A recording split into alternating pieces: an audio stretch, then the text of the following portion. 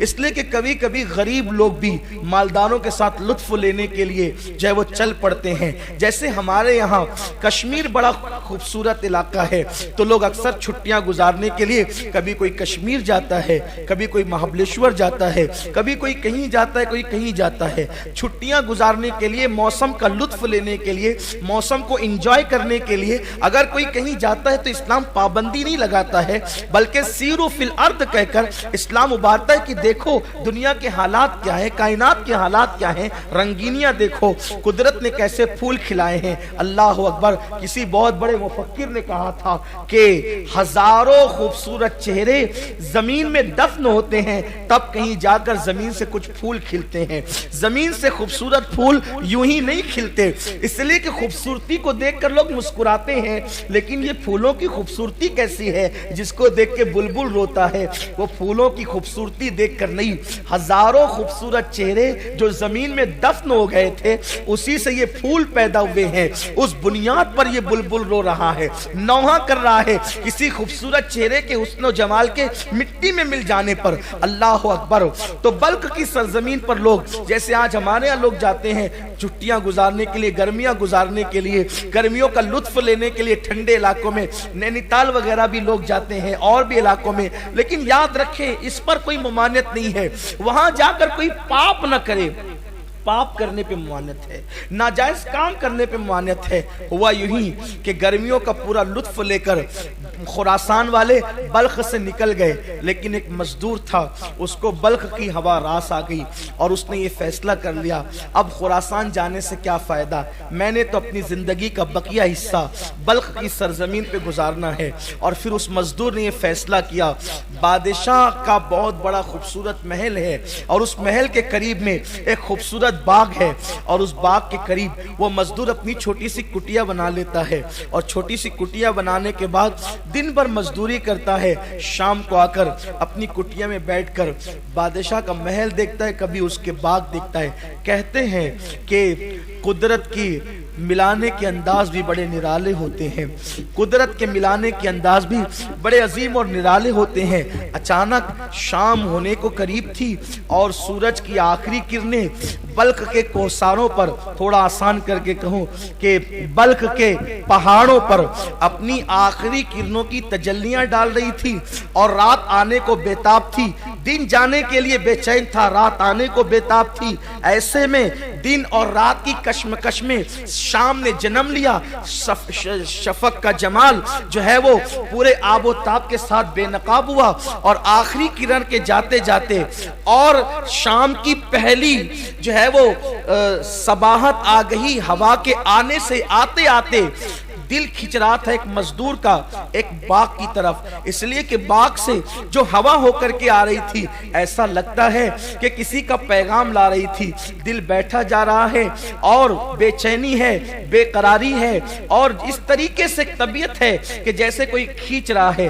کہتے ہیں کہ عشق اور مشق میں اتنی کشش ہوتی ہے کہ کبھی کبھی یمن والے شام سے کھینچے چلے, کبھی کبھی یمن لوگ شام سے کھینچے چلے جاتے ہیں, اور کبھی کبھی یمن والے شام کھینچ کر کے آ جاتے ہیں. اللہ اکبر. اور کبھی کبھی ایسا ہوتا ہے یمن والے مصر میں آتے ہیں, شام والے مصر میں آتے ہیں, اور ایک حسن کا بازار لگ جاتا ہے. میرے پیارے آقا صلی اللہ علیہ وسلم کے پیارے دیوانوں, ہوا یہی کہ اس مزدور کا دل کھچ رہا تھا, اس کے قدم بوجھل بوجھل اٹھے, اور اٹھنے کے بعد باغ کی طرف گئے. جب باغ کی طرف گئے تو ہوائیں مشام جاں کو معطر کر رہی تھی. تھوڑا سا مجھے برداشت کر لے آج, اس لیے کہ آپ نے جو مجھے عنوان دیا میں چاہتا ہوں اسی رنگ میں آپ سے گفتگو کروں تاکہ آپ بھی اس کی لذتیں اٹھا سکیں اور میں بھی کچھ اس کی لذتوں سے جو ہے اپنے آپ کو مستفیض کر سکوں. میرے پیارے آقا صلی اللہ علیہ وسلم کے پیارے دیوانوں, اہل ذوق سے گزارش ہے کہ آج اپنی سماعتوں پر اگر بار لگ رہا ہو تو ہمیں کچھ دیر کے لیے معاف کر دیں یا ہمارا شمار بچوں میں کر لیں, بڑی نوازش اور مہربانی ہوگی. میرے پیارے آقا صلی اللہ علیہ وآلہ وسلم کے دیوانوں, ویسے جانتا ہوں ہر سنی صاحب ذوق ہوتا ہے, اس لیے کہ جو صاحب ذوق نہیں ہے ہماری محفل میں اس کے لیے جگہ نہیں ہے. ہماری محفلیں تو ذوق کی بنیاد پہ سجتی ہے. وجہ یہ ہے کہ ہماری محفلوں میں جب تک حسن کا ذکر نہیں ہوتا محفلیں مکمل نہیں ہوتی. وجہ یہ ہے ہمارا نبی بھی حسن والا ہے اور ہمارا خدا بھی حسن والا ہے. ہمارا نبی بھی حسن والا ہے، ہمارا خدا بھی حسن والا ہے۔ اللہ جمیل یحب الجمال، یہ میرے نبی نے فرمایا ہے۔ اور نبی کا حسن تو اتنا ہے کہ کہنے والے کہتے ہیں حسن یوسف کو کسی نے دیکھا، حسن یوسف کو کسی نے دیکھا، حسن یوسف کو کسی نے دیکھا تو خریدنے کے لیے آ گئے، اور حسن مصطفیٰ کو دیکھا تو خود بکنے کے لیے آ گئے۔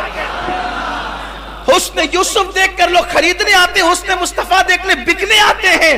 آ گئے ابو بکر بکنے کے لیے، عمر بکنے کے لیے، عثمان بکنے کے لیے، علی بکنے کے لیے، سعد بکنے کے لیے، سعید بکنے کے لیے، طلحہ بکنے کے لیے، زبیر بکنے کے لیے، ابو ہریرہ بکنے کے لیے، دحیہ کلبی بکنے کے لیے، سب بکنے کے لیے آ گئے۔ اور جب بکے ہیں تو نبی نے اتنا انمول کر دیا ہے کہ پھر ان کو کوئی خرید نہ سکا، تو قدرت کے نقیب نے کہا حبیب جسے تو خرید لے اسے کوئی نہیں خریدتا، ہاں اب اگر اسے کوئی خریدے گا تو وہ صرف خدا ہی خریدے گا، اور قیمت یوں ادا کرے گا ان اللہ اشترى من المؤمنین انفسهم واموالهم بان لهم الجنہ۔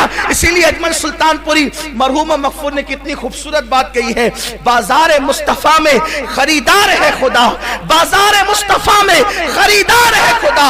کتنا ہنسی حجاز ہے بازار مصر سے، کتنا ہنسی مصر کے بازار میں۔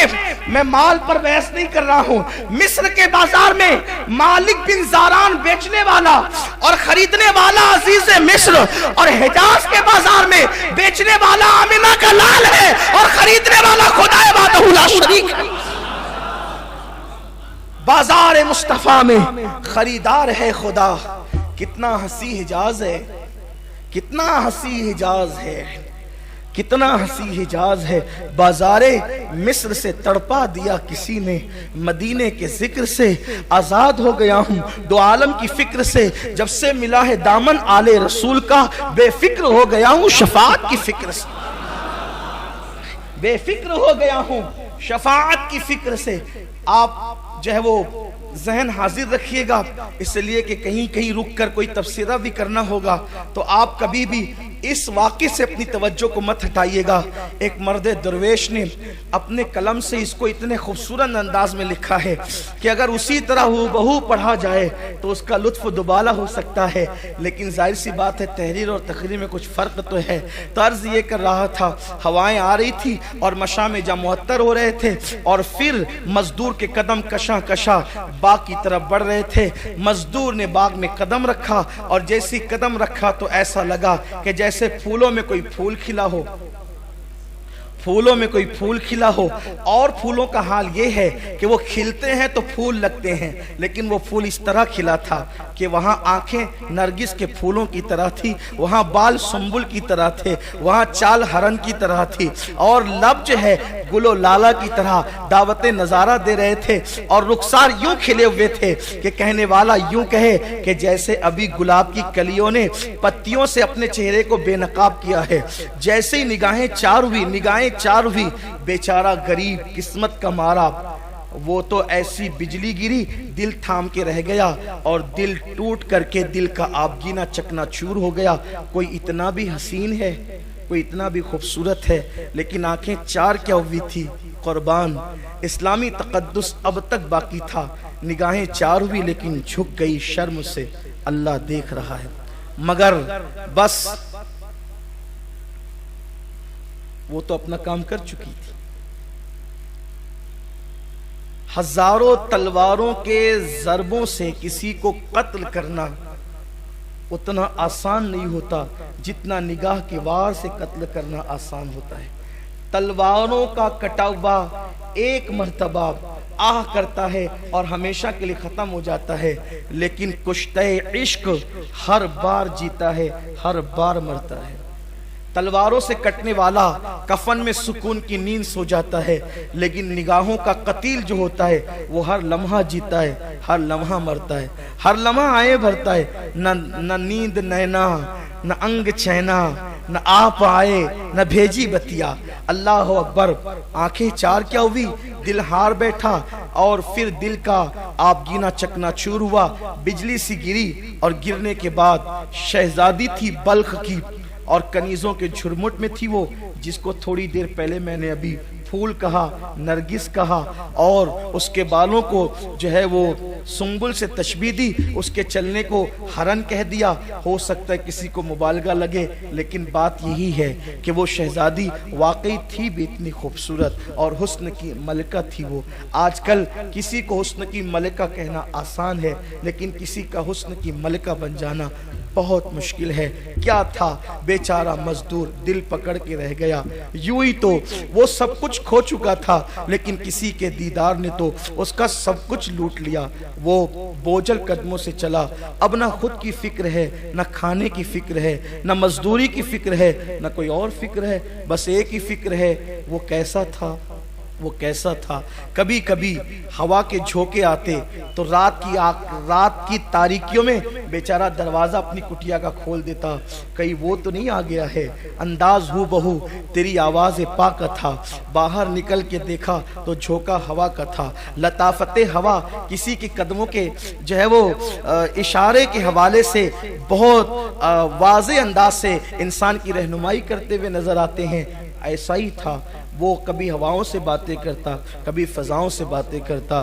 حالانکہ وہ مزدور تھا، لیکن تھا اتنا خوبصورت کہ کوئی شہزادہ بھی اس کے سامنے کھڑا کر دیا جائے تو شہزادے کے حسن کو بھی اس مزدور کا حسن مات دے سکتا ہے۔ اس لیے کہ خوبصورت بچے کوئی ضروری نہیں ہے کہ بادشاہوں کے گھر میں ہی پیدا ہو، مالداروں کے گھر میں ہی خوبصورت پیدا ہو، ایسا ضروری نہیں ہوتا۔ کبھی کبھی کسی غریب کی کٹیا میں بھی اتنا خوبصورت لال پیدا ہوتا ہے کہ کسی کے تاج محل کے اندر بھی ایسا پیدا ہونا جو ہے وہ ممکن نظر نہیں آتا۔ تو اللہ کی عطا ہے، اللہ کی تقسیم ہے، اللہ جس کو جب چاہتا ہے، جو چاہتا ہے، جیسے چاہتا ہے عطا کرتا ہے، اس کو دینے کے انداز آتے ہیں۔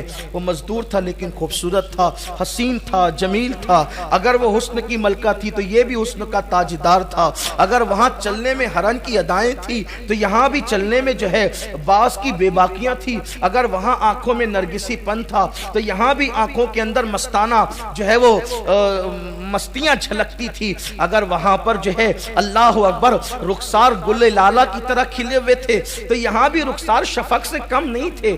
حسن اللہ اکبر کم و بیش دونوں کا برابر تھا۔ فرق اتنا تھا کہ وہ محل کی رہنے والی تھی اور یہ کٹیا کا ایک مزدور تھا اور ایک اجنبی مسافر تھا اس بلخ کے شہر کے اندر۔ پھر کیا ہوا، دن گزرتے گئے، رات ہوتی گئی، نہ کھانے کی فکر نہ پینے کی فکر۔ کسی عاشق کے زار سے جا کر کے پوچھو جب واقعی عشق ہوتا ہے تو کیفیت کیا ہوتی ہے۔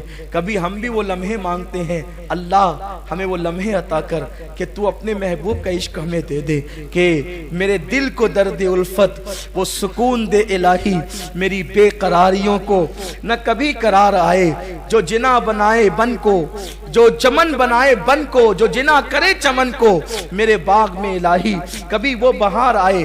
پھر کیا تھا، کچھ دن اسی طرح گزرے، دیوانگی میں، مستانگی میں، کبھی ہواؤں سے باتیں کرنا، کبھی دیواروں سے باتیں کرنا، کبھی فضاؤں سے باتیں کرنا، کبھی مسلح بچھا کر کے گڑ گڑاتے رہنا۔ اللہ اکبر، مگر کوئی ثابت نہیں کر سکتا تاریخ میں کہ اس ملاقات کے بعد پھر اس کی گلی کا کوئی چکر لگایا ہو۔ کوئی ثابت نہیں کر سکتا اس ملاقات کے بعد اس لڑکی سے کوئی رابطہ کیا ہو۔ یہ پاکیزگی ہے اسلام کے اندر کہ اگر نظریں چار ہو گئی، دل ہار بیٹھا تو اب خدا سے مانگ رہا ہے، کوششیں کر رہا ہے، نکاح کے لیے پلان کر رہا ہے۔ یہ انداز نہیں ہے بیہودہ جو لوگ کرتے ہیں، جو لوگ جس میں ڈوبے ہوئے نفسانی، یہ نہیں ہے۔ کتوں کی طرح نکل گئے تکنے کے لیے، بلی کی طرح نکل گئے، جب بلی چھچڑے کو تکتی ہے نا ایسے نکل گئے۔ یہ انداز نہیں ہے، یہ پن، یہ گندا پن اور کمینہ پن اسلام میں نہیں ہے۔ اسلام میں ہر چیز کے آداب اور اصول ہیں۔ نظریں چار کیا ہوئی، مسلح پر آ گئی جناب، ہواؤں سے باتیں کرنے لگے، فضاؤں سے باتیں کرنے لگے، اور جب دیوانگی ایک جگہ پہ تھم گئی، ایک حوصلہ پیدا کیا عشق نے، چل یار چل کر سیدھے بات کرتے ہیں، ڈائریکٹ بات کریں۔ لڑکی کو کسی پارک میں بلا کر اس کی آبرو کا منصوبہ بنانا، یہ نامردی تو ہو سکتی ہے، عشق نہیں ہو سکتا۔ مردانگی کیا ہے؟ جس سے نظر چار ہوئی، جس کا حسن پسند آیا، جائز طور پر اس کو اپنے نکاح میں لے لیتے، اس کو مانگ لیتے ہیں۔ کون؟ کٹیا میں رہنے والا مزدور جو خود بلخ کا ہے بھی نہیں، خراسان سے آیا ہے چھٹیاں گزارنے کے لیے گرمیوں کی، کسی کے ساتھ قافلہ چلا گیا، رک گیا، اور اب آنکھیں چار ہوئی ہے تو فیصلہ کرتا ہے کہ میں نے جانا ہے اور بادشاہ سے اس شہزادی کا ہاتھ مانگنا ہے جس نے میری نیندیں اڑا رکھی ہے، جس نے میری نیندوں کو برباد کر دیا، میرا چین لے لیا، میرا سب کچھ چھین لیا۔ پھر کیا تھا، رات کو تیاری کی، آخری پہر میں سسکیاں لیتے ہوئے کٹیا کے اندر سسکیاں لیتے ہوئے دعا کی، بگڑی بنانے والے میری بھی بگڑی بنا دے، قسمت سنوارنے والے تو قسمتوں کو بدل دیتا ہے، میری قسمت میں بھی جو ہے وہ اسے لکھ دے جسے میں نے دیکھا ہے، اس لیے کہ اوروں کو جو ملا ہے مقدر سے ملا ہے، مجھ کو تو مقدر بھی تیرے در سے ملا ہے۔ خدا کی بارگاہ سے کون سی نعمت نہیں مل سکتی، وہ تقدیر بنانے والا رب ہے، اس نے تقدیر لکھی ہے، اس نے تقدیر بدلنا بھی وہ جانتا ہے۔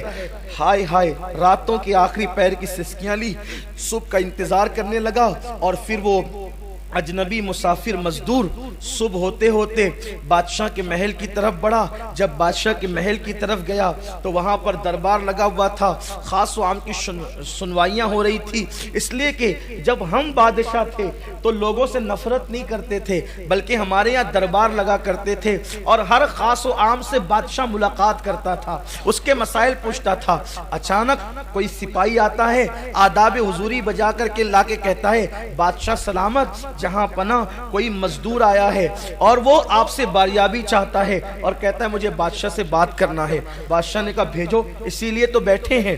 آ کر کے مزدور سامنے کھڑا ہوا، بدن پر پیوندار لباس ہے، آنکھیں جو ہے بھری بھری ہے، اور جو میں نے حسن بیان کیا اب دوبارہ اس کو پھر کہوں گا تو وقت جائے گا، وقت ختم ہونے سے پہلے گفتگو مکمل کر لینی ہے، آپ کی توجہ بھی اللہ کرے سلامت رہے۔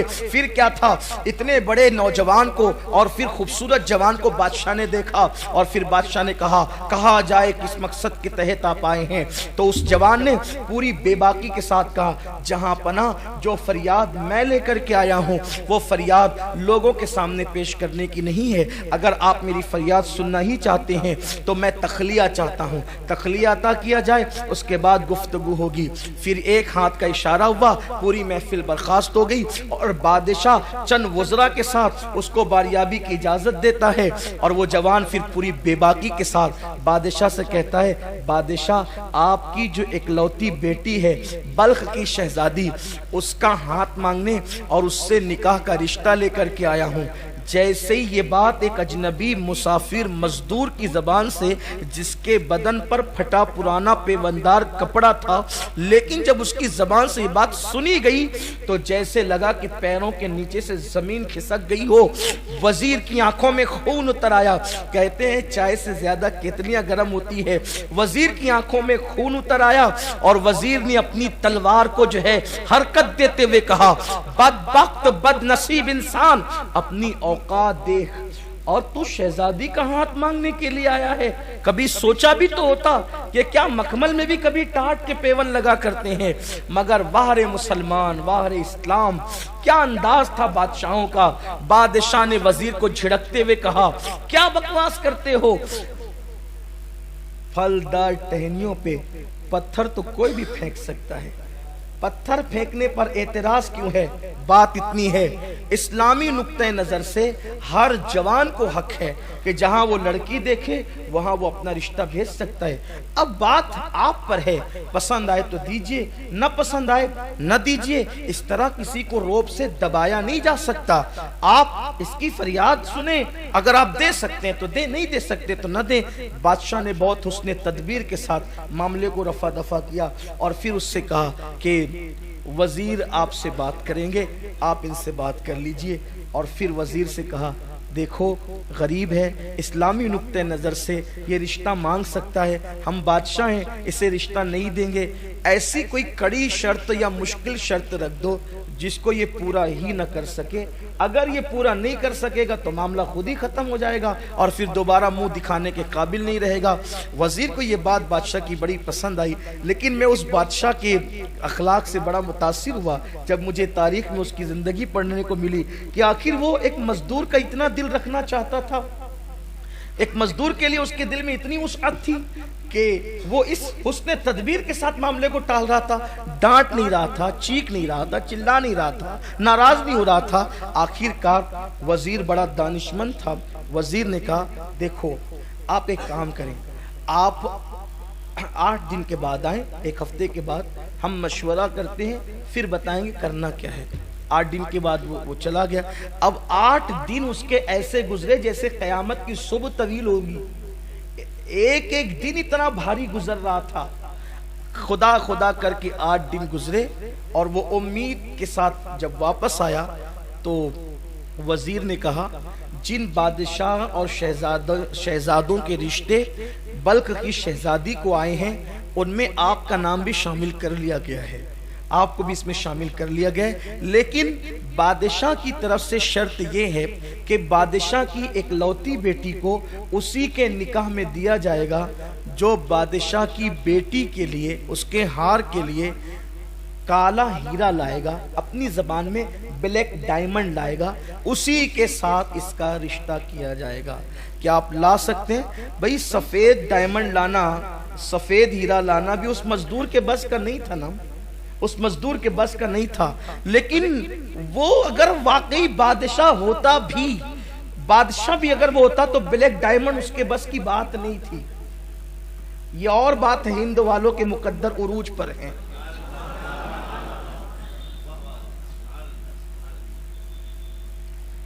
اس کے بس کی بات ہی نہیں تھی،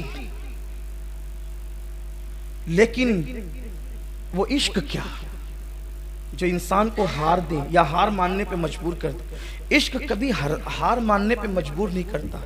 اس نے کہا مزدور نے، جس کو رات کے لیے ایک روٹی بھی میسر نہ تھی، اس مزدور نے کہا شرط تو بڑی کڑی ہے، کالا ہیرا لانا، بلیک ڈائمنڈ لانا۔ میں اپنے موجودہ دور کے الفاظ استعمال کروں گا، آپ اس کو یہ نہ سوچے گا کہ اس دور اس نے بلیک ڈائمنڈ کیسے کہہ دیا، کالے ہیرے کو بلیک ڈائمنڈ ہی کہتے ہیں، یہ بھی بات ہے، کالے ہیرے کو بلیک ڈائمنڈ ہی کہتے ہیں، لیکن تو کچھ بھئی موجودہ اصطلاحات بھی تو ہمیں استعمال کرنی ہوتی ہے آپ کے درمیان اتر کر گفتگو کرنے کے لیے۔ اس نے کہا کہ چیز تو بڑی مہنگی ہے، بادشاہ بھی اس کو نہیں لا کر دے سکتا ہے، لیکن جب محبت کی ہے نا، عشق کیا کسی سے، تو ہم لا کر دیں، کوشش کریں گے۔ اور میں سب سے نا امید ہو سکتا ہوں لیکن اپنے رب سے نا امید نہیں ہوں۔ میرا اللہ میری ضرور مدد کرے گا، کیونکہ میری محبتوں میں پاکیزگی، میری محبتوں میں اخلاص ہے، میری محبتوں میں بناوٹ نہیں ہے، میری محبتوں میں خلوص ہے، میں ضرور لاؤں گا۔ اور اس کے بعد گیا، گھر لوٹا، بھیگی بھیگی رات تھی، بلخ کی بھیگی بھیگی رات تھی، رات کا آخری پہر تھا، شبنم گر رہی تھی۔ اقبال کے لہجے میں پھولوں کو آئے جس دم شبنم وضو کرانے، نالا میرا وضو ہو، رونا میرا وضو ہو، نالا میری دعا ہو۔ اللہ اکبر۔ وہ گڑ گڑاتا رہا، سسکیاں لیتا رہا اور کہتا رہا مولا کبھی تو نے کسی مانگنے والے کو محروم نہیں کیا، تیرا وعدہ ہے مجھ سے مانگو میں عطا کروں گا۔ مولا شاید کسی سے سچی محبت ہو گئی ہے، اب اس کو پانے کے لیے ایک سچا راستہ میں نے کیا ہے، لیکن ظالم وقت کے لوگوں نے اتنی سخت کڑی شرط لگا دی ہے، میرے بس میں نہیں ہے، میں بے بس ہوں، لیکن تو اختیار رکھتا ہے۔ مولا مجھے کامیاب کر دے، اس مہم میں کامیاب کر دے۔ روتا رہا، سسکیاں بھرتا رہا، دعا کرتا رہا۔ کہتے ہیں کہ رات کے آخری پہر کی دعا کبھی رد نہیں ہوتی، باب اجابت الہی سے ٹکرائی جاتی ہے، اور پھر صبح ہوتے ہوتے آنسوؤں کا طوفان تھم گیا، اور ایک ایسی غیر محسوس طاقت نے دل میں حوصلہ پیدا کیا، اٹھ اور اپنا سفر شروع کر۔ جس عشق کی راہ کا تو مسافر بنا ہے، اس عشق کی راہ کے مسافر جا اپنے سفر کا آغاز کر۔ بس دل میں ایک عجیب سی لگن تھی، امنگ تھی، پھاوڑا اٹھایا، گردن پہ رکھا، اور نامعلوم منزل کی طرف وہ خراسان کا ایک مسافر بلخ کی سرزمین پہ روانہ ہو گیا۔ صبح سے شام تک، شام سے صبح تک، صبح سے شام تک، شام سے صبح تک، کئی شبانہ روز تک بغیر سنگ میل کے، بغیر منزل کے چلتا رہا، چلتا رہا، چلتا رہا۔ کبھی نانی دادی سے کہانی میں سنا تھا کہ برفیلے پہاڑ جو کالے ہوتے ہیں اسی کے اندر کالا ہیرا، بلیک ڈائمنڈ ہوتا ہے۔ سفر شروع رہا، چلتا رہا، چلتا رہا، کئی دن کی مسافت کے بعد ادھر بھی پہاڑ، ادھر بھی پہاڑ، ادھر بھی پہاڑ، ادھر بھی پہاڑ، پہاڑوں میں گھر گیا۔ چاروں طرف دیکھا، تھک کر بیٹھ گیا۔ تھک کے بیٹھا، سوچ رہا تھا میں کہاں آ گیا، میری منزل کہاں تھی، میں کہاں آ گیا۔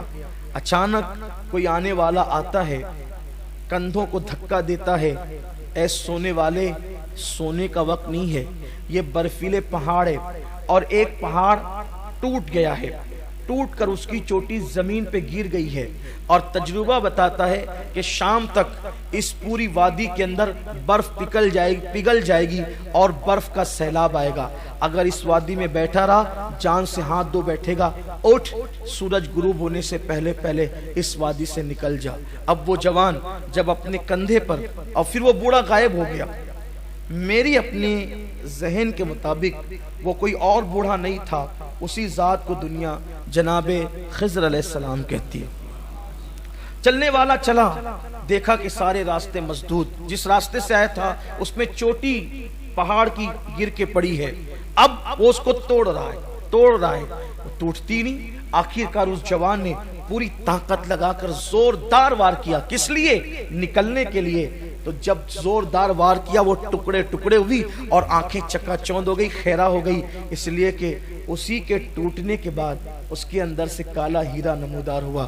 ارے یہ قدرت کی اس طرح مدد ہوتی ہے، اللہ اکبر۔ یہاں پر رک کر کہنا چاہتا ہوں، اپنے جیسے سے سچا پیار کرنے پر یہ انعامات ملتے ہیں۔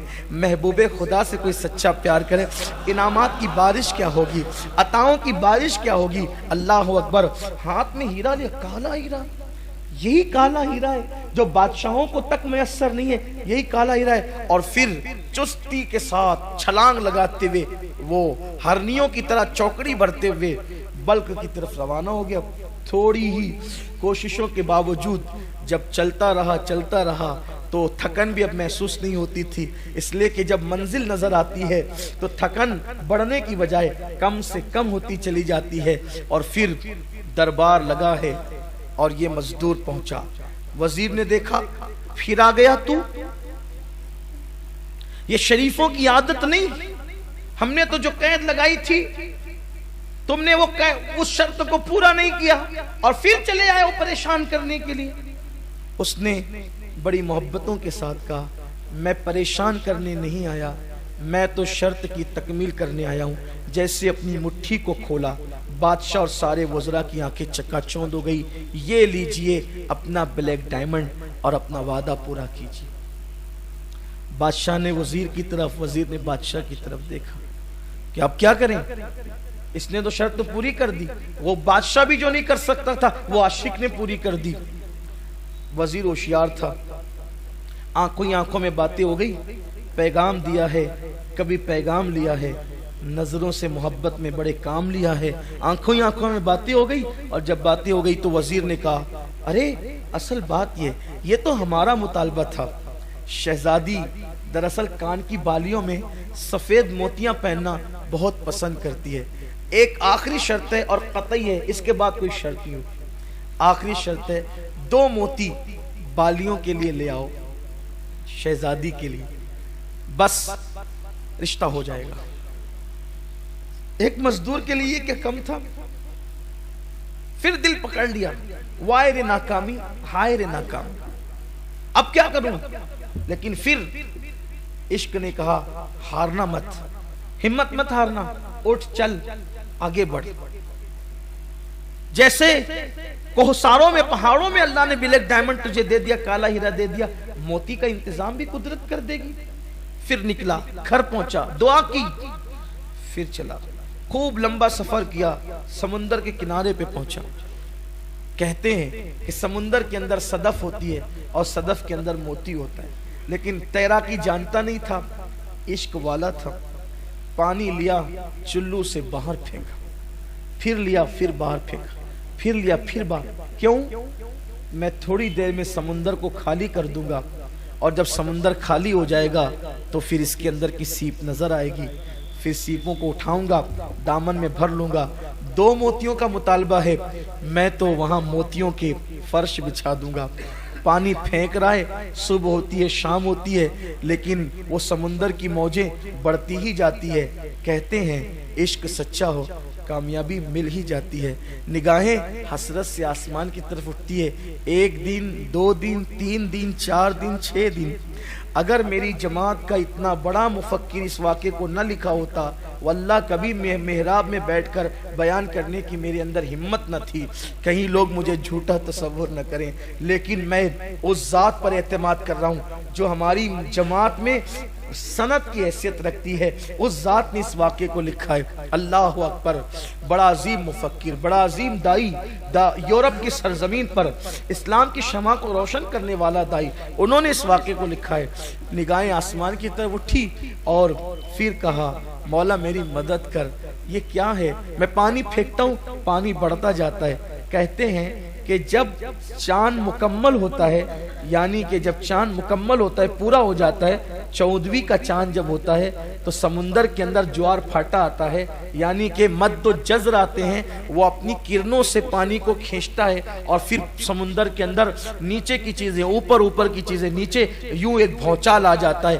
بس ایسا ہی ہوا. 14ویں شب آئی اور آنے کے بعد جب مد و جزر کے مناظر دیکھے تو کئی سیپیں جو ہے وہ پڑی تھی. صبح کا وقت ہوا، دامن میں سمیٹا اور سفید موتیوں کو لے کر پھر دوڑا.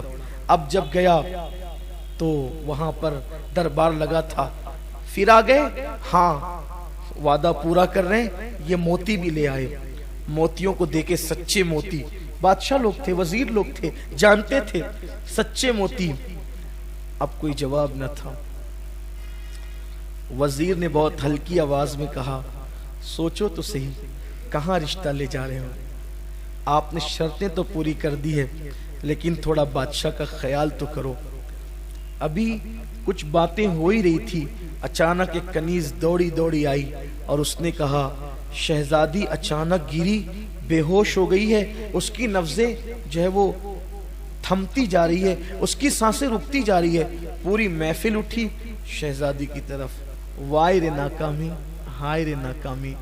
شرطیں تو پوری ہو گئی، بلیک ڈائمنڈ بھی پیش کر دیا گیا، سفید موتی بھی دے دیے گئے، لیکن جس کے لیے گئے تھے اسی کا انتقال ہو گیا اور وہ شہزادی دنیا سے کوچ کر گئی. سب کہہ رہے تھے شہزادی مر گئی، لیکن مزدور کہہ رہا تھا میری شہزادی نہیں مر سکتی، میری محبت نہیں مر سکتی، میرا پیار نہیں مر سکتا. پھر کیا تھا؟ پورا بلخ سوگواری میں ڈوب گیا. شہزادی کو غسل دیا گیا، غسل دینے کے بعد کفن پہنایا گیا اور پھر بادشاہ کی بیٹی تھی. ہزاروں کے لاکھوں کے ہجوم میں جنازہ اٹھا، یہ بھی سر جھکائے مزدور چل پڑا. پھر کیا تھا؟ نماز جنازہ ہوئی اور لاکھوں لوگوں نے ڈبڈباتی ہوئی آنکھوں سے شہزادی کو شاہی قبرستان میں دفن کر دیا. لوگ اپنے اپنے گھروں کو چل پڑے اور پھر رات نے اپنی سیاہ چادر بلخ کی سرزمین پہ تان دی. لوگ غموں میں ڈوبے بستروں پہ لیٹ گئے. کہتے ہیں کہ رات کا آخری پہر تھا، رات کی سیاہ زلفیں تھوڑا کمر سے نیچے آ کر ڈھلک گئی تھی. ایسے وقت میں وہ اپنی کٹیا سے نکلا اور نکلنے کے بعد کون؟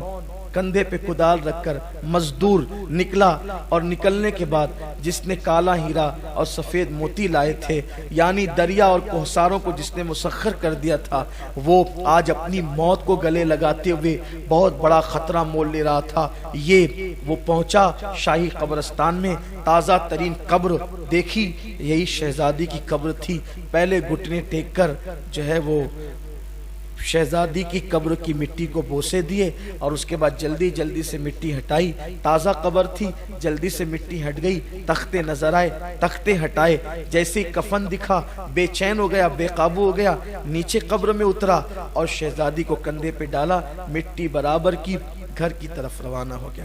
شہزادی کو لے جا کر کے اپنے گھر کی کٹیا میں ڈال دیا اور ڈالنے کے بعد آسمان کی طرف دیکھ کر رونے لگا گھٹنوں کو ٹیک کر، جب بوڑھی زلیخا جوان ہو سکتی ہے، ڈوبا ہوا سورج پلٹ آ سکتا ہے، مردہ سے زندہ، زندہ سے مردہ پیدا ہو سکتا ہے، مومن سے کافر، کافر سے مومن پیدا ہو سکتا ہے۔ اے وحدہ لا شریک، تو وہی تو ہے، تو کسی سے پیدا نہیں، تجھ سے کوئی پیدا نہیں ہوا، لم یلد ولم یولد تیری شان ہے۔ روزانہ نسیم سحر تو چلاتا ہے، روزانہ کلیوں کو کھلنے کا شعور تو دیتا ہے، روزانہ جو ہے وہ صبح کا اجالا تیرے حکم سے تڑکتا ہے، روزانہ رات کی سیاہی تیرے حکم سے آتی ہے۔ ہاں ہاں، پتیاں ہر بہاروں میں جو ہے وہ درختوں پر اگتی ہے، پتھروں کے اندر پھول پیدا ہوتے ہیں، دریاؤں کو روانی تو نے دی ہے، سمندر کو طغیانی تو نے دی ہے، ستاروں کی انجمن تو نے سجائی ہے، سریا کو تو نے سجایا ہے، روزانہ چاند نکلتا ہے، گھٹتا ہے گھٹتا ہے گھٹتا ہے، گھٹ جاتا ہے پھر نکلتا ہے، بڑھتا ہے بڑھتا ہے بڑھ جاتا ہے اور بدر کامل ہو جاتا ہے۔ اے وہ جو سورج کو نکالتا ہے تو عروج پہ پہنچا کر پھر زوال پذیر کر دیتا ہے، تیرے آخری محبوب کا واسطہ اور تجھے تیری محبتوں کا واسطہ، ہم نے بھی کسی سے محبت کی، لاج رکھ لے، اس مردہ شہزادی کے اندر پھر سے جان پیدا کر دے، اس لیے کہ مردوں میں جان پیدا کرنا تیرا ہی کام ہے، تو ہی مردوں میں جان پیدا کرتا ہے۔ میرے اللہ، اگر آج اس شہزادی میں تو نے جان پیدا کر دی، مجھے نئی زندگی ملے گی، اسے نئی زندگی ملنے کی وجہ سے۔ کہتے ہیں لکھنے والا مفکر لکھتا ہے، اچانک دروازے پہ دستک ہوئی، دروازہ کیا کھلا، ایک نامعلوم طبیب حکیم گھر میں اپنے ملازم اور مزدور کے ساتھ داخل ہوا، سر پہ ٹوکرا تھا، اس میں دوائیاں تھی، اور پھر اس کے بعد اس نے آ کر سیدھا شہزادی کا ہاتھ پکڑا، نبض دیکھی اور کہا، اے اجنبی مزدور، وقت کو ضائع نہ کر، شہزادی مردہ نہیں ہے، یہ تو ابھی اس کی سانسیں ہلکی ہلکی چل رہی ہے، میرے پاس ایک دوا ہے، اسے جلدی سے تلوے میں مل۔ اور پھر مزدور کے ہاتھ میں، اسی مزدور کے ہاتھ میں وہ دوا دیا، مزدور نے جلدی جلدی سے تلووں پر ملا، اور ملنے کے بعد اس حکیم اور طبیب کی نگاہیں چراغ کی روشنی میں شہزادی کے چہرے پہ ٹک گئی۔ کیا دیکھا گیا، اچانک شہزادی حرکت کرنے لگی، اور اس کے بعد دوسری دوا نکال کے طبیب نے ناک میں ڈالی، شہزادی کو چھینک آئی اور شہزادی اٹھ کر بیٹھ گئی، نگاہیں آسمان کی طرف اٹھی، آنکھیں ڈبڈبا گئی۔ تیرا شکر ہے کہ تو نے مردے کے اندر میری محبتوں کی وجہ سے نئی جان پیدا کر دی ہے۔ پھر کیا تھا؟ قربان اسلامی محبت۔ جیسے ہی اس لڑکی نے اپنے آپ کو بیدار پایا، کفن کے آنچل سے منہ چھپایا، میں کہاں ہوں، میرے ساتھ کیا ہو رہا ہے، فوراً اس مزدور نے کہا، آپ کے ساتھ کچھ نہیں ہو رہا ہے، آپ محفوظ ہیں۔ اور پھر پوری داستان، باغ سے لے کر زندگی تک کی داستان، پوری داستان سنائی، ہم آپ کے لیے اتنا سب کچھ کیے، آپ انتقال کر گئی، حتیٰ کہ میری محبتوں نے تمہیں زندہ کیا ہے۔ بس کیا حیا کی ملکہ تھی وہ حسن کی ملکہ بھی تھی، حیا کی بھی، آج کل کی لڑکیوں کی طرح نہیں، اس نے تو کفن سے چہرہ چھپا لیا تھا۔ اور جب پوری داستان اس نے سنی کہ میں تو ایک اس مرد درویش کی محبت کی بنیاد پہ میں نئی زندگی مجھے ملی ہے، اور میری زندگی صرف اسی کے لیے ملی ہے، میں صرف اسی کے لیے زندہ ہوئی ہوں، تو شرم کی ماری نے بس اتنا کہا، جس خواب کو شرمندہ تعبیر کرنے کے لیے قدرت کی امداد ہو، پھر وہ خواب شرمندہ تعبیر ہو ہی جانا چاہیے۔ بس اتنا کہہ سکی۔ حکیم نے کہا، پھر غیر محرمی کب تک، نا محرمی کب تک، ہم دونوں گواہ ہیں، ایجاب و قبول کر لو، ایک دوسرے کے ساتھ نکاح کر لو۔ نکاح ہو گیا۔ اب اس مزدور کو نئی زندگی مل گئی۔ لوگ کہہ رہے تھے شہزادی کا انتقال ہو گیا، لیکن شہزادی نئی زندگی پا کر کٹیا میں زندگی گزار رہی تھی۔ بس فرق اتنا تھا کہ کبھی محل میں تھی اور آج کٹیا میں۔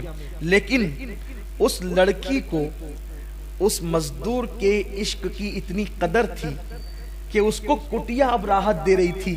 اس کی وجہ یہ تھی کہ وہ محل کے اندر تھی، لیکن یہاں اسے محبت مل رہی تھی، پیار مل رہا تھا، وہ دھوکہ نہیں دے رہی تھی، اور اس نے اس راز کو سب سے چھپا کر کے رکھا تھا۔ بالآخر ایک دن وہ آیا کہ گھر کے آنگن میں ایک پھول کھلا، خوبصورت سا بیٹا پیدا ہوا، بیٹا چلنے لگا، بولنے لگا، کلمہ پڑھنے لگا، اور پھر اس شہزادی نے کہا آج کل سنا ہے کہ میرے انتقال کے بعد ابا اور امی کی طبیعت مسجد مدرسوں کی طرف زیادہ ہو گئی ہے، مدارس قائم ہو رہے ہیں، مساجد قائم ہو رہی، مکاتب قائم ہو رہے ہیں، بہت محنتیں ہو رہی ہے دین پر، اس لیے کہ دل اچاٹ ہو گیا ان لوگوں کا دنیا سے، یہ سن رکھا ہے میں نے بھی، اور وہ لوگ دنیا سے دور ہوتے چلے گئے، دین سے قریب ہوتے چلے گئے۔ ایک کام کرتے ہیں، جو مکتب محل میں چلتا ہے اپنے بچے کو وہیں بھیجتے ہیں۔ ایک دن مکتب کی سالانہ تقریب تھی، چھوٹا مدرسہ جسے مکتب کہتے ہیں، جیسے ہمارے اپنے یہاں مالیگاؤں میں سنی دعوت اسلامی 60 مکاتب چلا رہی ہے پورے شہر میں، مکتب کی سالانہ تقریب تھی۔ سالانہ تقریب میں بادشاہ آیا، ننھے ننھے بچوں نے جھک کے بادشاہ کو سلامی دی، جیسے ہی بادشاہ کی نظر اس لڑکے پر پڑی، کس کے؟ اس لڑکے پر۔ کس لڑکے پہ؟ مزدور کے لڑکے پہ۔ بادشاہ کا دل کھنچتا چلا گیا، یہ کوئی مانوس جانا پہچانا چہرہ لگتا ہے، یہ چہرہ جانا پہچانا ہے، یہ چہرے سے انسیت ہے، یہ چہرے میں اپنائیت ہے، یہ چہرے سے خون جوش کھاتا ہے۔ کون ہے یہ؟ معلم سے پوچھا کون ہے یہ؟ معلم نے کہا اس سامنے کٹیا ہے نا مزدور کی، اسی کا بچہ ہے، غریب آدمی ہے، روزانہ لا کے پہنچاتا ہے، شام کو لے جاتا ہے، یہ بچہ اپنا سا لگتا ہے۔ ایک کام کریں، اس کے ابا سے کہنا کہ یہ اس بچے کو محل میں لے کر کے۔ شام کو ابا آئے تو کہا کہ بادشاہ کا حکم ہے، حکم حاکم ہے کہ تم اپنا بچہ محل میں لے کر جاؤ۔ انہوں نے کہا بہت اچھا، گھر لایا، بیوی سے مشورہ کیا، کیا ہوگا، کیسے ہوگا؟ ایسا لگتا ہے اب پوشیدہ راز سب اوپن ہو جائیں گے، کیسے ہو سکتا ہے، کیا ہوگا؟ بہرحال شہزادی نے کہا کوئی فکر نہ کریں، ٹھیک ہے۔ اور وہ بچہ یوں ہی کوئی پہلے کم خوبصورت نہیں تھا، محل میں بھیجنے کے لیے شہزادی تھی، اس بچے کو شہزادوں کی طرح سجایا، باپ کے ساتھ انگلی پکڑائی، روانہ کیا۔ جیسے ہی محل میں پہنچا یہ بچہ، خوبصورت سے بچے کو بادشاہ نے اپنی گود میں اٹھایا۔ مزدور بھی بھیس بدل چکا تھا، مجھے پہچانا نہ جا سکے کہ چند سالوں پہلے رشتہ مانگنے آیا تھا اور شہزادی انتقال کر گئی تھی، پتہ نہیں کیا ہوگا، بھیس بدل لیا۔ جیسے ہی بادشاہ نے دیکھا اس بچے کو قابو نہ پا سکا، اٹھایا گود میں اور سیدھا زنانہ خانے میں بادشاہ گھس گیا۔ بادشاہ اس طرح نہیں جایا کرتے تھے زنانہ خانے میں، لیکن جیسی ملکہ کی نظر بادشاہ کے گود کے بچے پڑی، یہ مانوس جانا پہچانا چہرہ، غور کیا، کہا بادشاہ جانتے ہیں مرحوم شہزادی کا بچپن ایسا ہی تھا نا، اس کی ناک دیکھو یہ مرحوم شہزادی کی طرح ہے، اس کے ہونٹ دیکھو مرحوم شہزادی، اس کی آنکھیں مرحوم شہزادی کی، ارے یہ تو مرحوم شہزادی کے ہو بہو دکھتا ہے۔ کس کا بچہ ہے؟ ارے وہ سامنے جو کٹیا میں مزدور رہتا ہے اسی کا بچہ ہے، یہ بچہ میری مرحوم شہزادی کی یاد دلاتا ہے، یہ میرے یہاں رہے گا، اب ہم اسے جانے نہیں دیں گے۔ بادشاہ نے کہا کہ بچے خریدے اور بیچے نہیں جاتے نا، تو پہلے اس کے ماں باپ سے پوچھنا پڑے گا۔ کوئی بات نہیں، غریب لوگ ہیں، ہم اپنے محل میں ان کو جگہ دے دیں گے، وہ ہمارے محل میں رہیں گے، ہم بچہ دیکھتے رہیں گے، تسلی ہوتی رہے گی، کسی کی گود خالی کرنا ہمارا مقصد نہیں، ان سے بات کرو۔ بادشاہ باہر آیا، کہا کہ ملکہ کی خواہش ہے کہ یہ بچہ محل میں رہے۔ مزدور نے جواب دیا بچے بیچنے کے لیے نہیں ہوتے۔ دیکھا قدرت کے انداز، کل یہ کھڑے تھے کسی بچی کو مانگنے کے لیے اور آج وہ کھڑے ان کے بچے کو مانگنے کے لیے، اسی کو دنیا کہتے ہیں، کما تدین تدان، اسی کو دنیا کہتے ہیں۔ بچے بیچنے کے لیے نہیں ہوتے۔ پھر ہم اپنی بیوی سے مشورہ کریں، یہ بچہ میرا اس کا مشترکہ بچہ ہے، ہم اپنی بیوی سے مشورہ کریں گے، بیوی جو کہے گی اس پہ عمل کریں گے۔ اچھا ایک کام کریں، آپ کی بیوی کو منانے کے لیے ہماری ملکہ آپ کی کٹیا میں آ جائے گی، آپ کی بیوی کو منانے کے لیے ہماری ملکہ آپ کی کٹیا میں آ جائے گی، وہ منا لے گی، منانا جانتی ہے وہ، میری ملکہ منانا جانتی، منا لے گی، آپ یہاں کے رہنا، عیش میں رہو گے۔ اچھا ٹھیک ہے، چلا گیا بچے کو لے کر۔ ابھی یہ گھر پہنچا تھا، ادھر ملکہ نے کہا ڈولیاں تیار کی جائے، پورے کر و فر کے ساتھ سفر کرنے والی ملکاؤں نے فوراً کہا خواجہ سراؤں سے محل سے لے کر کٹیا تک کے قطار لگا دو، اور ہمیں وہاں جلدی سے جلدی پہنچا دو۔ ڈولیاں اٹھی، لوگ کہنے لگے اچانک ملکہ کدھر جا رہی ہے؟ کسی نے کہا وہ مزدور کی کٹیا میں جا رہی ہے۔ کہا رے تعجب ہے مزدور کی کٹیا میں؟ کہا ہاں کوئی تعجب نہ کرو، جب سے شہزادی کا انتقال ہوا ہے ان لوگوں کو غریبوں سے پیار ہو گیا ہے، کٹیا میں جانے لگے، نیک ہو گئے، پرہیزگار ہو گئے، جا رہے ہوں گے کسی کٹیا میں دعا لینے کے لیے، کیوں تعجب کرتے ہو؟ بہرحال خواجہ سرا آگے بڑھتا ہے اور اس کے بعد مزدور کے گھر پہ دستک دیتا ہے، دروازہ کھولو، ملکہ تشریف لا رہی ہیں، آپ کی بیوی سے ملنے کے لیے تخلیے کا موقع دو۔ جیسے ہی دروازہ کھولا گیا، سنا گیا، دوڑتے ہوئے مزدور نے کہا ملکہ آ رہی ہے، اب تو سارے راز کھل جائیں گے، اب تو شاید قدرت کو یہی منظور ہے۔ اور پھر ملکہ آ گئی، جیسے ہی نظر پڑی پلک جھپک گئی، میں کوئی خواب تو نہیں دیکھ رہی ہوں؟ غور سے آنکھیں پھاڑ پھاڑ کے، شہزادی شہزادی شہزادی شہزادی ہو تم تو مر چکی تھی۔ لیکن دوسری طرف بھی جذبات کا تلاطم تھا، قابو نہ پا سکی۔ 4 سے 5 سال کے بعد جس بیٹی کو 5 سال پہلے مردہ سمجھ کے دفن کر دیا تھا، وہ زندہ کسی کٹیا میں زندگی گزار رہی تھی، کسی کو پتہ ہی نہیں تھا۔ ماں بیٹی لپٹ لپٹ کر خوب روئے، اور جب رو چکے، جب جذبات کا تلاطم تھما، بیٹی تم یہاں، شہزادی نے پوری داستان سنائی کہ یہاں آنے کا انداز کیا تھا، کیوں آئے تھے، کیسے آئے تھے، کسی کی محبت اور عشق نے نئی زندگی دی اور یہاں آئے اور اب زندگی گزار رہے ہیں۔ یہ بات جنگل کی آگ کی طرح پورے بلخ میں پھیل گئی، جسے دفن کر دیا تھا اسے کسی کی پاکیزہ محبت نے نئی زندگی دے دی۔ اور پھر اس کے بعد فیصلہ ہوا کہ اب جسے مزدور کہہ رہے تھے وہ مزدور نہیں ہے، بلکہ وہ تو بادشاہ کا داماد ہے، اور وہ کٹیا میں رہنے والی لڑکی وہ کوئی غریب کی بیوی نہیں ہے، وہ شہزادی ہے بلخ کی۔ اس کے بعد اعلان ہو گیا اب کٹیا میں نہیں رہ سکیں گے، محل میں چلو۔ اور اس کے بعد کٹیا سے لے کر محل تک سپاہ کی قطار تھی۔ جو وزیر کل تک ڈانٹتے تھے وہ وزیر آج ہاتھ باندھ کر کے کھڑے تھے۔ محبتوں کو سلام ہے، پاکیزہ محبتوں کو، ان زانیوں کی نہیں، شرابیوں کی نہیں، آبرو لوٹنے والوں کی نہیں۔ اللہ اکبر، ہاتھ بن گئے لوگوں کے ہاتھ، جذبات کا تلاطم تھا۔ وقت کا بادشاہ، بلخ کا بادشاہ دروازے پہ کھڑا تھا استقبال کے لیے، کس کے؟ اس مزدور کے جو چند سال پہلے مزدور کہہ کے پکارا جا رہا تھا۔ اور اس کے بعد ایک گوگا تھا، شور تھا، دل رکھنے کو جگہ نہیں تھی، پورے بلخ کے اندر ایک شور تھا، ہنگامہ تھا۔ کیا ہوا کیا ہوا کیا ہوا؟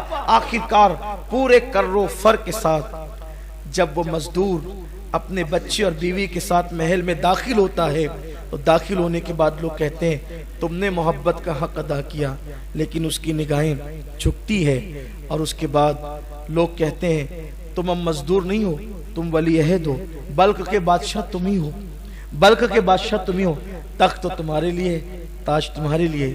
یہی احساس اس جوان کو ساری زندگی ستاتا رہا۔ ایک لڑکی سے خلوص دل کے ساتھ پاکیزہ محبت کی، مزدور سے بادشاہ بن گیا۔ اگر یہ محبت میں نے مدینے کے تاجدار کے ساتھ کی ہوتی تو مجھے کیا مقام نصیب ہو جاتے۔ پھر اس نے مدینے کے تاجدار سے محبت کی، لڑکی سے محبت کر کے، پاکیزہ محبت کر کے، پاپ والی نہیں، پاکیزہ محبت کر کے بلخ کا بادشاہ بنا مزدور۔ اور جب پھر اسی محبت نے آگے بڑھایا تو پھر مدینے والے سے محبت ہوئی، اور محبت ایسی ہوئی پھر وہی بلخ کا بادشاہ حضرت ابراہیم ابن ادہم کے نام سے جانے اور پہچانے، حضرت ابراہیم ابن ادہم کے نام سے جانے اور پہچانے گئے۔ پھر دنیا نے دیکھا ابراہیم ابن ادہم غریب نواز کے بھی پیروں کے پیر بنے، غوث پاک کے پیروں کے پیر بنے۔ اس واقعے کو علامہ ارشد القادری علیہ رحمٰن نے اپنی شورِ آفاق کتاب زلف و زنجیر کے اندر تحریر فرمایا، جس کا نیا نام لالا زار ہے۔ میں نے اپنے الفاظ کے جامع میں اس کو بیان کیا ہے آج کے اس موقع پر، بس اس لیے اللہ میری قوم کو نفسانیت سے بچائے دے، اللہ ہمیں غفلت سے نکال دے، حسد سے نکال دے، تکبر سے نکال دے، گھمنڈ سے نکال دے۔ اللہ پاک نماز کے لیے ہمیں وقت نکالنے کی توفیق عطا۔ علماء کرام کریں 2-4 منٹ کچھ اور بات کر لیں۔ تو آئیے میں نے جو کہا تھا وہ جو بات چل رہی تھی اسی سے کنیکٹ بات کر دو تھوڑی سی، کیونکہ علماء کرام کا حکم ہے، اس لیے اللہ اکبر۔ تو پہلی چیز جو آپ کے پاس جو حفاظت کا ذرا ہے وہ وضو ہے، اور دوسری چیز میرے آقا فرماتے ہیں نماز۔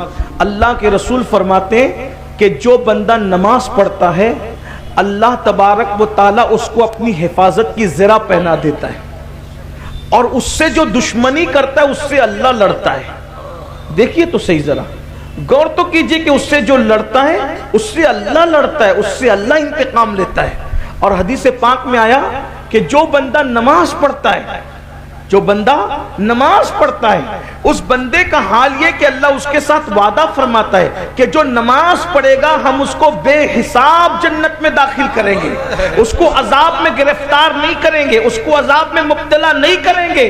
کیوں؟ اب بتاؤ، جب نماز پڑھنے والے کو اللہ اپنے عذاب میں گرفتار نہیں کرتا تو پھر اللہ اس کو دنیا کی مصیبتوں میں کیسے گرفتار کرے گا؟ اللہ کے بندو، آج ہر بندہ پریشان ہے، مالدار بھی پریشان، غریب بھی پریشان، خوبصورت بھی پریشان، کم خوبصورت بھی پریشان، اور سب لوگ آ کر کہتے ہیں حضرت دعا کریں۔ اچھی بات ہے، اللہ کے نیک بندوں سے دعا کرانا چاہیے، لیکن ایک بات کہتا ہوں، یہ جو پریشانیاں ہیں، یہ جو تکلیفیں ہیں، یہ جو بلائیں کیوں ہیں؟ قرآن کہتا ہے وَمَا أَصَابَكُم مِّن مُّصِيبَةٍ فَبِمَا كَسَبَتْ أَيْدِيكُم، کہ تم پر جو کچھ مصیبت آتی ہے وہ تمہارے گناہوں کی وجہ سے آتی ہے، وہ تمہارے ہاتھ کی کمائی کی وجہ سے آتی ہے۔ غوث پاک کے خطبات میں پڑھ رہا تھا، آئیے خطبے کا ایک اور میں پوائنٹ آپ کے سامنے رکھ دوں، حضور غوث پاک کے خطبے کا۔ حضور غوث پاک رضی اللہ تعالیٰ فرماتے ہیں کہ آپ نے حسد اور تکبر کے بارے میں سنا۔ غوث پاک فرماتے ہیں اگر چاہتے ہو کہ تم کامیاب ہو جاؤ، بس یہ آخری پوائنٹ ہے، علماء نے حکم دیا تو میں یہ بات آخری پوائنٹ کے طور پہ رکھ رہا ہوں، خطبات تو آپ کے بہت سارے ہیں۔ غوث پاک فرماتے ہیں اگر کامیابی چاہتے ہو دنیا اور آخرت کی، میں بطور مفہوم پڑھ رہا ہوں، اپنی عبادت کا رنگ چاہتے ہو، دیکھو آج اپنی عبادت کا رنگ ہم پر نہیں ہے، ہمارے چہرے عبادت کے باوجود ویسے نہیں ہے جیسے عبادت گزاروں کے ہوتے ہیں، ہماری صحت ایسی نہیں ہے جیسے عبادت گزاروں کی ہوتی ہے۔ وجہ کیا ہے؟ اب غوث پاک اس کی وجہ بیان کرتے ہیں، فرماتے ہیں کہ اگر عبادت کا رنگ چاہتے ہو، عبادت کا فائدہ چاہتے ہو، دنیا میں کامیابی چاہتے ہو تو حلال روزی کو لازم پکڑو، رزق حلال کھاؤ، حلال کے سوا کچھ مت کھاؤ۔ آپ بھائی اپنا لقمہ چیک کیجئے، آج کیا ہم حلال کھا رہے ہیں؟ آپ سے پوچھتا ہوں کیا ہم حلال کھا رہے ہیں؟ بہت معافی کے ساتھ، بڑی معذرت کے ساتھ۔ دیکھو حق بات لوگوں کو تکلیف پہنچاتی ہے لیکن ہمیں اس سے کوئی فرق نہیں پڑتا، ہم تو قادری لوگ ہیں، اللہ کے لیے سچی بات رکھ دینا چاہیے۔ آج لوگ جو ہیں بڑی بڑی باتیں کرتے ہیں، ہر سال حج کو جا رہے ہیں، ہر سال عمرے کو جا رہے ہیں، نمازی بنے ہیں، مسجد کے متولی بنے، یہ بنے وہ بنے، لیکن لقمے کی پابندی نہیں ہے، حلال و حرام میں کوئی تمیز نہیں ہے، جو جی میں آ رہا ہے کھاتے جاؤ، پیٹ میں ڈالتے جاؤ۔ کچھ تو اتنے بے باک کہتے ہیں مولانا بسم اللہ پڑھ کے کھا لو، سب حلال ہے، استغفر اللہ، انا للہ و انا الیہ راجعون۔ پھر کیا ہو رہا ہے کہ وہ لاٹری بھی کھیل رہے ہیں، وہ ڈیجیٹل طور پہ جوا بھی کھیل رہے ہیں۔ آج جوا ڈیجیٹل اتنا عام ہو گیا ہے، بڑے بڑے دیندار گھرانے کے لوگ، مالدار گھرانے کے لوگ، نوجوان چھوکرے راتوں رات کروڑ پتی بننے کا شوق ہے، راتوں رات جو ہے وہ مالدار بننے کا شوق ہے، ایزی منی کے چکر میں، شارٹ کٹ میں مالدار بننے کے چکر میں جوا کھیلا جا رہا ہے۔ یاد رکھنا نسلیں برباد ہوگی، نسلیں۔ اللہ کے بندو حرام کو کیا سمجھ رکھا ہے؟ حرام برباد ہونے کے لیے ہے، حرام تباہ ہونے کے لیے، بلکہ حرام کے اتنے دروازے کھلے ہیں، لوگ تو ٹور شروع کرتے ہیں، حاجیوں کے عمرہ کرنے والوں کے پیسے لے کے بھاگ جاتے ہیں۔ سوچئے تو صحیح، حیرت کی بات ہے، حیرت۔ وہ غریب لوگ بیچارے جو 50-100 روپیہ جمع کر کے پیٹ مار مار کے جمع کرتے ہیں، ٹور والے ان کے پیسے لے کے بھاگ جاتے ہیں۔ کون ہے وہ لوگ؟ مسلمان ہیں نا۔ لوگوں کی ہمت کیسے ہوتی ہے حج کے نام پہ جمع کیے ہوئے پیسے لے کے بھاگنے کی؟ لوگوں کی ہمت کیسے ہوتی ہے کہ عمرہ کے نام پہ پیسے لے کے بھاگ؟ یعنی کتنی بے خوفی ہے، کتنی میں کہتا ہوں کہ یہ فرعون اور نمرود کے دور میں بھی لوگوں نے ایسا نہیں کیا ہوگا جو آج کر رہے ہیں، یزید کے دور میں بھی لوگوں نے ایسا نہیں کیا ہوگا۔ یعنی کتنا غفلت کی حد ہوتی ہے، غفلت کی انتہا ہوتی ہے۔ سید العالمین کی امت میں ہو حلال و حرام کی تمیز ختم ہے، سود پورے شباب پر ہے، جوا کے علاوہ سود یعنی بیاج پورے شباب پر ہے، دھندا کھل کے چل رہا ہے. امام اہل سنت سیدی اعلیٰ حضرت علیہ رحمہ حدیث نقل کرتے ہیں فتاوی رضویہ شریف میں کہ جس نے 1 درہم سود کا 1 درہم کھایا, 1 درہم, اب تو درہم چلتا بھی نہیں ہے, لیکن جس نے 1 درہم کھایا 1000 سال تک وہ جہنم کی آگ میں جلے گا. 1000 سال, 1000. تحفے کوئی دیتا ہے حلال کیوں کہ بس خوبصورت تحفہ ہے, وصول کرو. سیدنا فاروق اعظم فرمایا کرتے تھے سب کا تحفہ مت قبول کرو. اب تو لوگ یہی حدیث پڑھتے ہیں تحفہ لینا دینا سنت ہے, اور تحفہ چیک کرنا بھی سنت ہے. تحفہ چیک کرنا بھی سنت ہے. فاروق اعظم کہتے ہیں سب کا تحفہ مت لو, کیونکہ بعض تحفے خفیہ رشوت ہوا کرتے ہیں. ہر لفافہ قبول مت کرو, ہر گفٹ قبول مت کرو, بعض چیزیں خفیہ رشوت ہوتی. غوث پاک سے بڑا کوئی متبع سنت ہے؟ وقت کا بادشاہ, وقت کا تاجدار, جسے دنیا خلیفہ بغداد کہتی ہے, اسلامی حکومت کا بادشاہ اور خلیفہ کہتی ہے. غوث پاک تو اس کو بھی بہت شان سے اس کو نصیحت کرتے تھے. غوث پاک بادشاہ کو جب خطاب کرتے تھے کہتے تھے اے کھجور کے درخت سیدھے رہے ورنہ تجھے بدل دوں گا. غوث پاک بادشاہ وقت کو کھجور کا درخت کہہ کر اس کو اس کی اوقات یاد دلاتے. کبھی کہتے تھے او ستون, او کھمبے, اگر تو سیدھا نہیں رہا تو میں تجھے بدل دوں گا, ہٹا دوں گا تجھے, تیری جگہ دوسرا بادشاہ ہے. یہ کون کہہ سکتا ہے؟ غوث الثقلین کیسے؟ غوث پاک کو صرف 11ویں والا پیر سمجھتا ہے. یہ پلاؤ بریانی تک محدود مت رکھو غوث پاک کو. جس نے پوری دنیا میں انقلاب پیدا کیا اس کو عبد القادر جیلانی کہتے ہیں. جس نے بیت المقدس کے فاتحین کو ترتیب دیا ہے اسے شیخ عبد القادر جیلانی کہتے ہیں. عیسائیوں کے قبضے میں گئے ہوئے بیت المقدس کو چھیننے کے لیے جس نے شیر نر صلاح الدین ایوبی کی شکل میں پیدا کیا ہے اس کو شیخ عبد القادر جیلانی کہتے ہیں. کیا بات ہے, کیا بات ہے. اور گھروں میں بیٹھ کر تسبیح لانا ابھی تصوف ہوا ہے, ورنہ جو اس دور کا تصوف تھا جسے پیور تصوف کہتے ہیں وہ یہ تھا کہ خانقاہ میں بیٹھ کر کے وہ ٹیم تیار کرے جو قوموں کی قیادت کرے. صلاح الدین ایوبی مرید ہے غوث اعظم کے, صلاح الدین ایوبی کا باپ مرید ہے غوث اعظم کے. بے شک بے شک. 10 سال کی عمر میں صلاح الدین ایوبی مرید ہوئے تھے غوث پاک کے. ان کے ابا لے گئے تھے, سرکار یہ میرا بیٹا اس کو مرید کر لو. غوث پاک نے دیکھا مرید کیا, کہا حضرت دعا کر دو. کہا دعا کیا, یہ تو اتنا بڑا آدمی ہے کہ رہتی دنیا تک لوگ اس کے کارنامے کو یاد کرتے رہیں گے. صلاح الدین خود بیان کرتے کہ سب کے سروں پہ ہاتھ رکھ کے مرشد دعا دیتے تھے, میرے سر پہ نہیں رکھا ہاتھ, مرشد نے میرے گلے اور گردن پہ ہاتھ رکھ کے دعا دی, اللہ تیری حفاظت کرے. ہائے ہائے ہائے, جو سمجھ گئے وہ سمجھ گئے. غوث پاک نے سر پہ ہاتھ رکھنے کی بجائے صلاح الدین کہتے ہیں میری گردن پہ گلے پہ ہاتھ رکھا. اور صلاح الدین پوری جنگوں میں چند اکیلے ہزاروں میں گھس جاتے تھے, مگر صلاح الدین کی گردن کوئی اڑا نہ سکا, کوئی اس کو شہید نہ کر سکا. جب بستر پہ دنیا سے جا رہے تھے تو لوگوں نے کہا صلاح الدین اتنی ہزاروں کی فوج میں گھستے تھے مگر تم قتل نہ ہوئے. تو مسکرا کے کہتے تھے کیسے وہ گردن کٹتی جس پر شیخ عبد القادر جیلانی نے ہاتھ پھیرا. سبحان اللہ, سبحان اللہ, کیا بات ہے. وہ گردن کیسے کٹتی جس پر غوث اعظم. غوث پاک نے جو بیت المقدس کے فاتحین تھے اس میں 60% حضور غوث پاک کے مرید اور خلفاء تھے. تاریخ پڑھیے, آپ کیا سمجھتے ہو؟ غوث پاک کے مدرسے سے ایک وقت میں 3-3 ہزار علماء اور فاضل فارغ تھے, اور غوث پاک اپنا پورا مدرسہ اپنے خرچے سے چلاتے تھے. چندے کا کوئی سسٹم نہیں تھا, بادشاہ سے کچھ نہیں لیتے تھے. ابھی میں بتانے لگا ہوں آخری بات کے طور پہ کہ بادشاہ کی حالت کیا کر رکھی تھی. کئی ملکوں میں غوث پاک کا کاروبار چلتا تھا اس دور میں. انٹرنیٹ کا دور نہیں تھا, ٹرین کا دور نہیں تھا, پلین کا. کئی ملکوں میں غوث پاک کا مال تجارت جاتا تھا. اتنے مالدار تھے غوث پاک کہ روزانہ نئے کپڑے پہنتے تھے اور دوسرے دن اس کو فقیر کو پہنا دیتے تھے. سبحان اللہ, سبحان. یہاں تو عالم اگر کرانہ دکان کھول لے تو پوری بستی کو تکلیف ہوتی ہے کہ یہ مولوی ہے کیسا جو کرانہ دکان چلے. غوث پاک تاجر ہے پھر بھی بڑا پیر مانے گا, اور امام نے کرانہ دکان کھول دی تو اس کو امام ماننے تیار. صحیح فرما رہے ہیں حضور، صحیح فرما یہ کیا فکر ہے؟ ارے کوئی تاجر سے کم ہے آپ کے یہاں؟ جس کا کلمہ پڑھتے ہو وہ نبی ملک شام تک جاتے تجارت کرنے، کیا بات ہے، جس کے مقلد ہو وہ امام اعظم بھی تاجر تھے، اور جس کے مرید ہو وہ غوث اعظم بھی تاجر تھے۔ بے شک بے شک، لوگوں کے ٹکڑوں پہ پلنے کی بدعت تو ابھی ایجاد کی گئی میرے بھائی۔ ہمارے بزرگ ٹکڑوں پہ پلنے والے نہیں تھے، اپنے ٹکڑوں پر دنیا کو پالنے والے تھے۔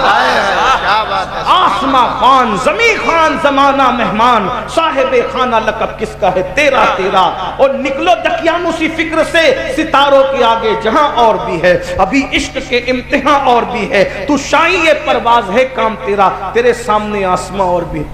مذہبی طبقے کو اپنے امام کو کہو حضرت آپ تجارت کریے، میں آپ کا سپورٹ کرتا ہوں، چلو اپنے پارٹنرشپ میں کرتے ہیں، چلو کرتے ہیں۔ اماموں کو تاجر بناؤ تاکہ نہ پھر تقریر کی کوئی فیس طے کرے گا، نہ تراویح کی کوئی فیس طے کرے گا۔ کیوں؟ جب تقریر کرنے والا تمہاری طرح سیٹ ہوگا تو وہ اور پیسہ دے کر کے جائے گا، وہ مانگ کر کے کیوں جائے گا؟ مانگنے والی قوم تو تم نے بنا رکھی ہے نا، کیونکہ تم اپنی قوم اپنے مذہبی طبقے کو کچھ کرنے نہیں۔ امام اعظم تاجر تھے، کچھ نہیں، کوئی تکلیف آپ کو نہیں ہے نا، لیکن امام اعظم کے دور میں ہوتے تو جیسے آج اپنے امام سے تکلیف ہے، اس دور میں بھی آپ کو امام اعظم سے بھی تکلیف ہوتی، کیونکہ جب آپ کے پاس تکلیف والا دل ہے تو آپ کریں گے کیا، ہے نا؟ تو خدا را ذرا فکر اونچی کیجیے، خدا تجھے کسی طوفان سے آشنا کر دے کہ تیرے بحر کی موجوں میں اضطراب نہیں۔ بات کیا کر رہا تھا؟ سرکار غوث پاک اپنا مدرسہ اپنے پیسے سے چلاتے تھے تجارت، اور کتنے 3000 فارغ ہوتے، ہر سال فارغ ہوتے تھے، تو جس مدرسے سے 3000 فارغ ہو رہے ہوں اس میں پڑھتے کتنے ہوں گے؟ 30 بچے فارغ کرو تو کم سے کم 300 پڑھانا پڑتا ہے، تو 30 فارغ ہوتے ہیں، تو جہاں 3000 فارغ ہو رہے ہو تو وہ پڑھتے کیا؟ پھر کس کا خرچہ؟ صرف غوث پاک کا۔ اور بادشاہ کی حالت کیا؟ بس بات ختم ہو رہی ہے۔ بادشاہ ایک دن آیا، پہلے بھیجتا تھا، بہت تحفے بھیجتا تھا غوث پاک کو، بہت گفٹ بھیجتا تھا۔ غوث پاک کہتے تھے واپس لے جاؤ، حرام کا مال مجھے نہیں چاہیے، کسی اور لے جاؤ۔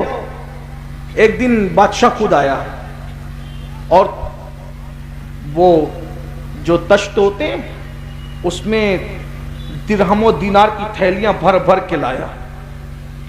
غوث پاک سے کہا حضور قبول کر لیجئے۔